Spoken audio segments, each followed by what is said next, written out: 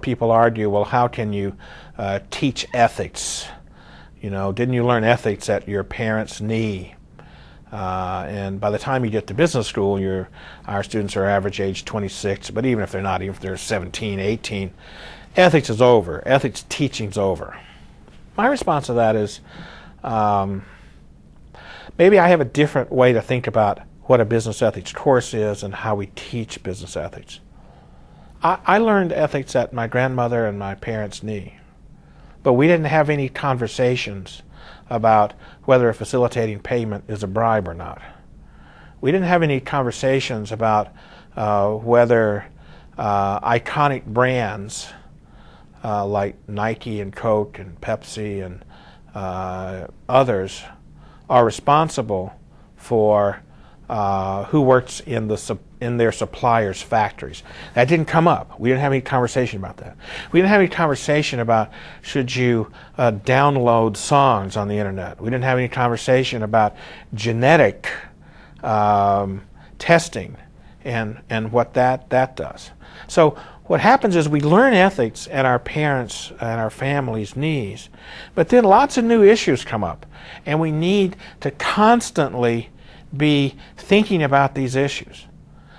Do the principles and values that we learned suffice in this new world, or do we need to revise them? So business ethics, in my view, when it's taught well, is taught as a conversation. It's a conversation that starts with what we've learned and tries to encounter others who may have different points of view and learn from them.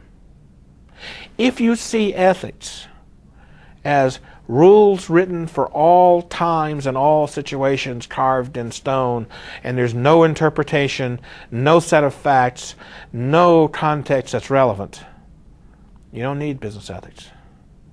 I don't think that view of ethics works very well in the world today. It's never worked. Hasn't worked. It's never been a part of religious traditions. Religious traditions always interpret, always take principle and say, how do those principles apply in today's world? Business ethics is no different. I always tell students, I'm not here to teach you ethics. I don't know how to do that. Maybe I knew how to teach my children that, I'm not sure. I don't know how to do that, and it would be disrespectful to try. And so you have to get past, in teaching business ethics, this idea that the professor is going to teach you some ethics that you don't have, and by implication, the professor does. That's a recipe for a really bad business ethics course.